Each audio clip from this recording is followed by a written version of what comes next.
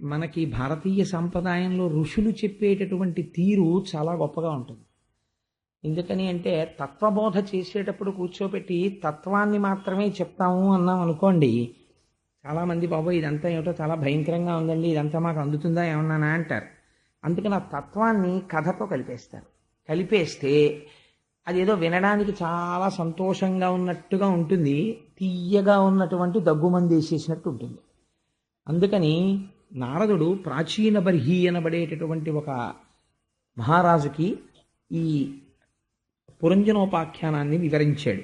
అది ఎందుకు వివరించవలసి వచ్చింది అంటే, ప్రాచీన బర్హి కేవలం ఈ శరీరమే శాశ్వతం అనుకుని, తాను ఈ భూమి మీద శాశ్వతంగా ఉండిపోతాననుకుని, తాను ఎటువంటి మార్గములో సంపాదించినా తనని అడిగేవారు ఎవ్వరూ లేరనుకుని ఒక రకమైన అజ్ఞానములో జీవితాన్ని గడిపేస్తుంటే, చాలా తొందరగా అతనికి జ్ఞానోదయం కల్పించడం కోసం మహాత్ముడైనటువంటి నారదుడు పురంజేయుడికి చెప్పినటువంటి కథకే పురంజనోపాఖ్యానము అని పేరు. అది ఎంత చిత్రంగా ఉంటుందంటే, ప్రాచీన బర్హి దగ్గరికి వచ్చి ఒకనాడు నారదుడు చెప్తాడు, నేను నీకు ఒక విషయం చెప్తాను, జాగ్రత్తగా విను. పూర్వకాలంలో పురంజనుడు అనబడేటటువంటి ఒక రాజు ఉండేవాడు. ఆయన తాను నివసించడానికి యోగ్యమైనటువంటి కోట, తాను నివసించడానికి యోగ్యమైనటువంటి రాజ్యము, వీటిని అన్వేషిస్తూ బ్రహ్మాండములన్నిటా తిరిగాడు. ఎన్నిటినో చూశాడు, కానీ ఏవి నచ్చలేదు. అబ్బాయి ఇది నాకు బాగుండదు, ఇది నాకు బాగుండదని ఏదో అద్దెకి ఇంట్లో దిగేవాడు 4 ఇళ్ళు అద్దెకి చూసుకున్నట్టు, భార్యని స్వీకరించేవాడు 20 పెళ్లి చూపులు చూసినట్టు ఆయన అనేకమైనటువంటి స్థావరములను చూశాడు. చూసి ఇవేం నాకు నచ్చలేదన్నాడు. చిట్ట చివర హిమవత్ పర్వతము యొక్క దక్షిణ కొస దగ్గర ఉన్నటువంటి ఒక దుర్గమును చూశాడు. చూసి ఇది చాలా బాగుంది, నేను ఇందులో ప్రవేశిస్తాను అనుకున్నాడు. అక్కడ ఒక బ్రహ్మాండమైనటువంటి వనము, ఆ వనమంతా అల్లుకున్నటువంటి తీగలు, అనేకమైనటువంటి సరోవరములు, అందులో మంచి గొప్ప శిఖరము కలిగినటువంటి ఒక మేడ, ఆ మేడకి ఉన్నటువంటి అనేకమైనటువంటి జెండాలు, దానికి ప్రాకారములు, ప్రాంగణములు, లోపలికి వెళ్ళిన తరువాత రత్నమయమైనటువంటి ఒక వేదిక, అక్కడ నుంచి ఒక బ్రహ్మాండమైనటువంటి రాజమార్గము, అనేకమైనటువంటి ద్వారములు, అనేక సరోవరములు, పక్షుల కలకూజితములు, దానితో పాటుగా సరస్సులు, పెద్ద పెద్ద నీడనిచ్చేటటువంటి వృక్షములు, మనస్సుని సంతోషపెట్టగలిగినటువంటి ఆహ్లాద విశేషములు, పాన్పులు, ఇన్ని కనపడ్డాయి. ఆశ్చర్యకరమైన విషయం ఏమిటంటే, అందులో పెద్ద పులులు, సింహాలు ఉన్నాయి, కానీ అవి హాని చెయ్యవు, అవి ఎవ్వరినీ చంపవు, కానీ చాలా ప్రేమగా ప్రవర్తిస్తాయి. ప్రేమగా ప్రవర్తించి చంపవు, కానీ వాటితోటి చెలిమి చిట్ట చివరికి అపకారం చేస్తుంది. అటువంటి సాధుత్వం ఉన్న క్రూర మృగములు అవన్నీ అందులో ఉన్నాయి. అటువంటి దుర్గమును చూసి ఇందులో నేను ఉందాము అని ఆ పురంజనుడు దగ్గరికి వెడుతున్నాడు. అందులోంచి చాలా అందమై యవ్వనమంకురిస్తున్నటువంటి ఒక స్త్రీ బయటికి వచ్చింది. ఆవిడ బయటికి వస్తుంటే ఆవిడ వెనక ఒక 5 తలల పాము ఒకటి బయటకు వచ్చింది. ఆవిడ పక్కన ఒక 11 మంది కాపలా కాసేటటువంటి భటులు వచ్చారు. ఒక్కొక్కరి వెనక 100 చొప్పున సైనికులు ఉన్నారు. ఆవిడ్ని చూసి ఈయన అన్నాడు, నువ్వెవరు అని అడిగాడు. గమ్మత్తు ఏమిటంటే, పురంజనుడు తాను ఒక్కడే ఉన్నాను, ఎవ్వరూ లేరు నాతో అనుకుంటుంటాడు, కానీ ఆయన వెనకాతల అవిజ్ఞాతుడు అనబడేటటువంటి ఒక మిత్రుడు ఉంటాడు. అవిజ్ఞాతుడు అంటే తెలియబడని వాడు. ఆయన ఎప్పుడూ పురంజనుడి వెనకాతలే ఉంటాడు, కానీ పురంజనుడు ఎప్పుడూ వెనక్కి చూడ్డం కాబట్టి ఆ మిత్రుడు ఆయనతో మాట్లాడ్డాడు. తనంత తాను పలకరించాడు ఆ మిత్రుడు, కానీ ఏం చేస్తున్నా అవిజ్ఞాతుడు మాత్రం ఉంటాడు పక్కనే. అటువంటి మిత్రుడు ఉండగా ఆ కాంతను అడిగాడు, నువ్వెవరన్నాడు. అంటే ఆవిడంది, ఏమో నాకు తెలియదు, నా తల్లిదండ్రులు ఎవరో నాకు తెలియదు, నేను పుట్టి బుద్ధిరిగి ఇక్కడే ఉన్నాను, ఈ కోటలో ఉంటుంటాను, నువ్వు మంచి యవ్వనంలో ఉన్నావు, నా పేరు పురంజని, నీ పేరు పురంజనుడు, అందుకని నువ్వు ఈ కోటలోకి రా, వస్తే మన ఇద్దరం మానుషమైనటువంటి భోగములను అనుభవిద్దాం, 100 సంవత్సరములు నువ్వు ఇందులో ఉందుగానివి అని. ఈ కోటకు ఒక గమ్మత్తుంది. ఈ కోటకి తూర్పు దిక్కుగా 5 ద్వారాలు ఉంటాయి. ఈ 5 ద్వారాల్లోంచి బయటికి వెళ్ళవచ్చు, కానీ బయటికి వెళ్ళేటప్పుడు మాత్రం ఒక్కొక్క కోట ద్వారంలోంచి వెళ్ళేటప్పుడు ఒక్కొక్క మిత్రుణ్ణి తీసుకుని వెళ్ళాలి. ఆ మిత్రులకి పేర్లు ఉంటాయి, వాళ్ళతోనే బయటికి వెళ్ళాలి. అలా వెడితే ఆ ద్వారంలోంచి ఒక భూమి చేరుతావు, ఆ దేశంలో నువ్వు విహరించవచ్చు, మళ్ళీ వెనక్కి వచ్చేయచ్చు అని చెప్పింది. చెప్తే ఆయన చాలా సంతోషించి ఆవిడ్ని వివాహం చేసుకున్నాడు. వివాహం చేసుకుని వాళ్ళిద్దరూ కలిసి సంతోషంగా జీవనం గడుపుతున్నారు. ఆవిడ తింటే తను తినేవాడు, ఆవిడ పడుకుంటే తను పడుకునేవాడు, ఆవిడ ఏడిస్తే తను ఏడిచేవాడు, ఆవిడ ఆడితే తను ఆడేవాడు. అలా ఇద్దరు జీవితం గడుపుతున్నారు. సరే, ఇక్కడ వరకు చెప్పిన తర్వాతే మీకు ఈ కథ అంతా చాలా అయోమయంగా ఉంది అని అనిపించి ఉండవచ్చు. అందుకని నేను దాన్ని కొంచెం వివరణ చేసే ప్రయత్నం చేస్తాను. నారదుడు ఉట్టినే చెప్పడు కదండి ఏ విషయాన్ని. పురంజనుడంటే ఎవరో కాదు, పురంజనుడంటే మనమే. మన కథే చెప్తాడు ఆయన. పురంజనుడంటే అస్తమానం మనం ఈ శరీరంలోనే ఉండంగా కొంతకాలం అయిపోయిన తర్వాత కాలగతిలో ఈ శరీరాన్ని విడిచిపెట్టేస్తాం. విడిచిపెట్టిన తర్వాత మళ్ళీ ఏ శరీరములో ప్రవేశించాలి అన్నది నిర్ణయం జరుగుతుంది. సాధారణంగా మనుష్యుడై భోగలాలసత ఉన్నవాడెవ్వడూ కూడా నేను మళ్ళీ దరిద్రుణ్ణై పుడదాం, లేకపోతే నేను కళ్ళు లేనివాడిగా పుడదాం, చెవులు లేనివాడిగా పుడదాం అని అనుకోడు. మళ్ళీ నేను చాలా సంతోషంగా అన్ని భోగములను అనుభవించగలిగినటువంటి శక్తితో జన్మించాలనే కోరుకుంటాడు తప్ప మోక్షం అని ఎవడు అడుగుతాడు? ఎవరు అడగడు. ఎవడో ఉంటాడు కోటికొక్కడు. అందుచేత ఇటువంటి పురంజనుడు కోట కోసం వెతుకుతున్నాడు. చెట్టుగా పుట్టడానికి ఇష్టపడడం, ఎందుకంటే కదలదవి, అన్ని భోగస్థానాలు దానికి లేవు. జంతువుగా పుట్టడు. వెతికాడు వెతికాడు వెతికాడు, దక్షిణ దిక్కుకు హిమవత్ శృంగమునందు వేలాడుతున్న కోటని చూశాడు. దక్షిణ దిక్కున ఊరికి శ్మశానం ఉంటుంది. అంటే ఏనాటికైనా శ్మశానమును చేరవలసినటువంటి ఒక శరీరములో ప్రవేశించడానికి సిద్ధపడ్డాడు.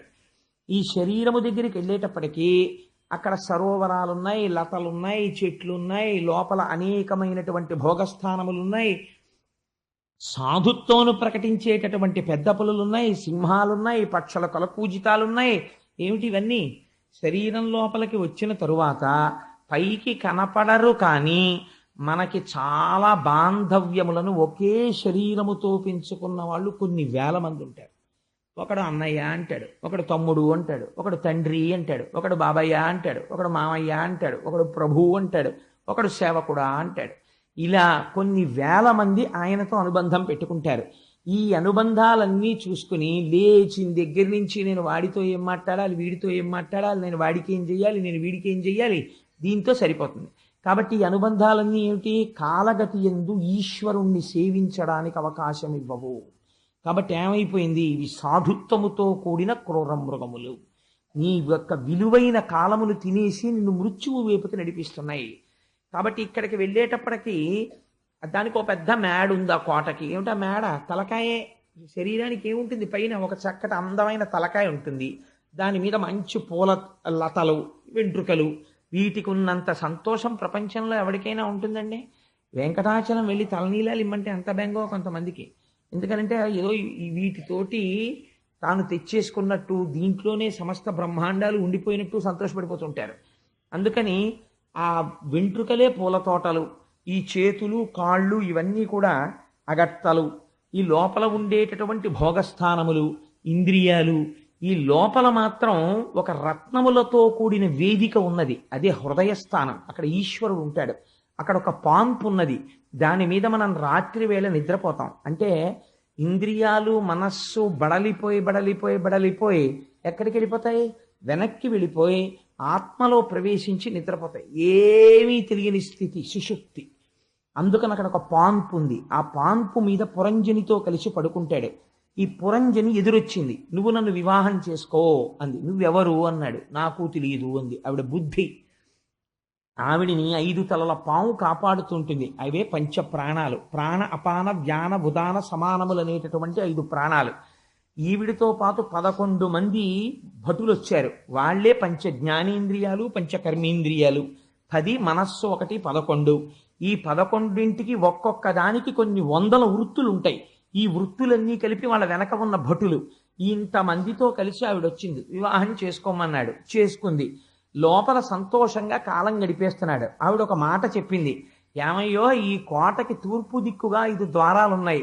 అందులోంచి బయటికి వెళ్ళేటప్పుడు మాత్రం నువ్వు ఒక్కొక్క స్నేహితుడినే పట్టుకుని వెళ్ళాలని చెప్పింది. ఏమిటో తెలుసా అండి ఆ ద్వారాలు? మనం అందరం సుఖాలు అనుభవించేటటువంటి స్థానాలే ఆ ద్వారాలు. పనులు చేయడానికి మనందరం ద్వారాల్లోంచే కదా బయటికి వెడతాం. జీవుడు కూడా వాటిలోంచే బయటికి వెళ్ళి చూస్తూ ఉంటాడు, వ్యాపకాలు చేస్తూ ఉంటాడు. తూర్పు దిక్కునున్న మొట్టమొదటి రెండు ద్వారములే ఈ రెండు కళ్ళు. ఈ రెండు కళ్ళతో జీవుడు బయట ప్రపంచాన్ని చూసి దాంతో సమన్వయం అవుతూ ఉంటాడు. ఒకటవ ద్వారము పేరు ఖజ్యోత, రెండవ ద్వారము పేరు అవిర్ముఖి. ఎంత చిత్రమైన పేరులో చూడండి. ఈ రెండు ద్వారములలోంచి బయటికి వెళ్ళేటప్పుడు ఒక్కొక్క స్నేహితుడితో వెడతాడు. ఒకడు జుమంతుడు, ఒకడు మిత్రుడు. జు అంటే కాంతి, మిత్రుడంటే సూర్యుడి పేరు. మీరు ఈ కళ్ళతో లోకాన్ని ఎప్పుడు చూడగలరు? వెలుతురు ఉంటే చూడగలరు. అందుకని ఈ కంటితో ఈ ఇద్దరు మిత్రుల్ని పట్టుకుని ఎక్కడికి వెడుతుంటాడు? విభ్రాజితము అనబడేటటువంటి దేశానికి వెడుతుంటాడు. వెళ్ళి ఈ లోకాన్నంతటి చూస్తుంటాడు. కాబట్టి ఇవి రెండు ద్వారాలు. తర్వాత కిందకొస్తే ఈ రెండు ద్వారాలు. ఈ రెండు ద్వారాలకి పేర్లు నళిని, నాళిని అని రెండు ద్వారాలు. ఈ రెండు ద్వారాలతో బయలుదేరినప్పుడు అవధూతుడు అన్న స్నేహితుడిని పట్టుకుంటాడు. ఇద్దరు స్నేహితులు ఉంటారు, ఒక స్నేహితుడితోటే వెడతాడు. ఇందులోంచి బయటికి వెళ్ళినా ఒకడే స్నేహితుడు అవధూతుడు. అవధూతుడు అంటే అంతటా తిరుగువాడు వాయువు. వాయువు అన్న స్నేహితుడిని పట్టుకుంటాడు. దేనికి ఎడతాడు? సౌరభం అన్న దేశానికి ఎడతాడు. అంటే వాసనలు పీలుస్తుంటాడు ఈ ముక్కుతోటి. సౌరభం అంటే వాసన. అందుకని అవధూతుడి సాయంతో నళిని, నాళిని గుండా సౌరభం అన్న దేశానికి వెళ్ళి వెనక్కి వస్తూ ఉంటాడు. మూడవది ఒకటే ద్వారం ఇది. ఆ ద్వారం పేరేమిటి అన్నారు అంటే దీని పేరు నోరు, వక్త్రము. ఒకే ద్వారంలోంచి బయటికి వెడతాడు. కానీ వెళ్ళేటప్పుడు ఒక్కొక్కసారి బయటికి వెళ్ళేటప్పుడు ఒక స్నేహితుడు భుజం మీద చెయ్యేస్తాడు. ఆయన పేరు రసజ్ఞుడు. ఒక్కొక్కసారి బయటికి వెళ్ళేటప్పుడు రసజ్ఞుడిని నువ్వు వద్దులేరా అంటాడు అని విపణుడు అన్న ఆయన్ని పిలిచి ఆయన భుజం మీద చెయ్యేస్తాడు. చెయ్యేసి వెడుతుంటాడు. ఎక్కడికి ఎడతాడు? రసజ్ఞుడితో వెళ్ళినప్పుడు బహూదకము అన్న దేశానికి ఎడతాడు. విపణుడు అన్న ఆయనతో వెళ్ళినప్పుడు ఆపణము అన్న దేశానికి ఎడతాడు. అంటే ఏమిటో తెలుసా అండి? నోటితో రసజ్ఞుడు అంటే ఒక్కొక్కసారి పండు, కాయి, అన్నం, చక్కెర పొంగలి, పులిహార నోట్లో పెట్టుకుని రుచిని తెలుసుకుంటూ ఉంటాడు. అదే రసజ్ఞుడు అంటే ఆ మిత్రుడితో వెడతాడు. ఒకటే ద్వారం, రెండో దానికి ఉపయోగపడుతుంది. అది దేనికి అంటే విపణుడితో వెళ్ళి ఆపణం చేస్తాడు. ఆపణం అంటే మాట్లాడడం. పనికి మాలినవన్నీ మాట్లాడుతుంటాడు. ఈశ్వర సంబంధమైన విషయాలు తప్ప మిగిలిన అక్కర్లేనివన్నీ మాట్లాడతాడు. అందుకని ఆపణము మాట్లాడుచుండుట. ఒకే ద్వారంలోంచి ఇద్దరు మిత్రులతో కలిసి వెళ్ళి చేస్తూ ఉంటాడు. ఆ తర్వాత కుడి పక్కన ఒక ద్వారం ఉంది. దీని పేరు పితృహౌ. అంటే ఇది కుడిపక్క చెవి. దీంతో ఏం చేస్తాడు? ఈ చెవి ఈ ద్వారంలోంచి బయటికి వెళ్ళినా, ఈ ద్వారంలోంచి బయటికి వెళ్ళినా ఒకడే స్నేహితుడితో వెళ్ళాలి. ఆయన పేరు శృతిధరుడు అంటే వేదం. దీంతో వెళ్ళినప్పుడు ఎక్కడికి ఎడతాడు? పాంచాల రాజ్యానికి ఎడతాడు. అంటే వేదంలో పూర్వభాగమైనటువంటి కర్మలని చేసి ఇక్కడ సుఖాలు కోరుతాడు, పైలోకాలలో స్వర్గాది సుఖములను కోరుతాడు. పుణ్యం అయిపోయాక కిందకి తోహేస్తాడు. అందుకని వేదమునందు చెప్పబడిన పూర్వభాగములలో చెప్పబడినటువంటి సుఖములను కోరడానికి పాంచాల రాజ్యానికి ఈ ద్వారంలోంచి బయటికి ఎడతాడు శృతిధరుడితో. చాలా కాలమైన తర్వాత ఒక గొప్ప గురువు దొరికితే అప్పుడు మాత్రమే ఈ ద్వారంలోంచి బయటికి వస్తాడు. ఇప్పుడు కూడా శృతిధరుడి మీదే చెయ్యేసుకుని బయటికి వస్తాడు. కానీ ఉత్తర పాంచాల రాజ్యానికి ఎడతాడు. ఉత్తర పాంచాల అంటే నివృత్తి మార్గం. సుఖములు కోరుకోడు, కేవలం ఈశ్వరుణ్ణి చేరుకుంటాను నాకు అది చాలంటాడంటే మోక్షాన్ని కోరుకుంటాడు. అది వేదము యొక్క ఉత్తర భాగం. అందుకని ఎడమ చెవి అనబడేటటువంటి ద్వారంలోంచి వెళ్ళినప్పుడు మోక్షాన్ని కోరుతాడు. ఆ తర్వాత ఉత్తరాన్నించి వెళ్ళేటటువంటి ద్వారానికి దేవహు అని పేరు. అలాగే తూర్పుకి తిరిగి ఈ కోటకి కింద భాగంలో ఒక ద్వారం ఉంది. అదే మూత్రద్వారం. దాని పేరు దుర్మధుడు. అక్కడ మదాన్ని కల్పించేటటువంటి ఆవేశం ఉంటుంది. ఆ ద్వారంలోంచి బయటికి వెళ్ళినప్పుడు దుర్మధుడి భుజం మీద చెయ్యేస్తాడు. చెయ్యేసి ఒక సుఖమనబడేటటువంటి సామ్రాజ్యాన్ని చేరుతాడు. ఏమిటా సామ్రాజ్యము? గ్రామికము. పశువులు కూడా పొందుతున్న సుఖమేదో ఆ సుఖాన్ని పొందుతున్నాడు. అందుకని గ్రామికమైనటువంటి దేశానికి వెడతాడు. పడమటన అంటే వెనక భాగమునందు ఒక ద్వారం ఉంది, మలద్వారము. అందులోంచి బయటికి ఎడతాడు. లుబ్ధకుడు. లుబ్ధకుడు అంటే ఉన్నదాన్ని బయట పెట్టడు. అసలు లోపలే కూర్చుని ఉంటుంది. బలవంతంగా తోస్తే బయటికి ఎడుతుంది. అందుకని దాని పేరేమిటి? వైశసము. రెండు రకాలుగా వెడుతుంది. అలా బయటికి వెళ్ళేది మలద్వారం ఒకటి. రెండవది నేను వెళ్ళను అని జీవుడు పట్టు కూర్చుంటాడు. ఈ పురాన్ని బలవంతంగా తీసేస్తారు ఇందులోంచి. అంత పేచీ పెట్టి శరీరం మీద, తన భోగముల మీద, తన ఐశ్వర్యం మీద కాంక్ష పెంచుకున్న వాణ్ణి తరిమి ఇదే శరీరంలో అధోభాగమున ఉన్నటువంటి అపానవాయు మార్గం గుండా వెళ్ళిపోతాడు. అలా వెళ్ళిపోతే వైశసము అనేటటువంటి భయంకరమైన నరకంలో యాత్ర మొదలు పెడతాడు. అందుకని అధోభాగము గుండా వెడతాడు.